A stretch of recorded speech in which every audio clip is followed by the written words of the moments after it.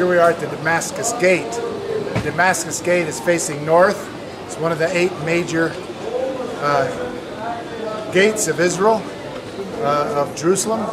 When you go out this gate and continue for 3 days, you'll come to Damascus, okay? That was the next major trading center. There goes an Orthodox Jew. His black outfit with the long curls, keeping all of the 613 law codes that are given in Deuteronomy. When the people came back from Babylon, they wondered why they got into captivity.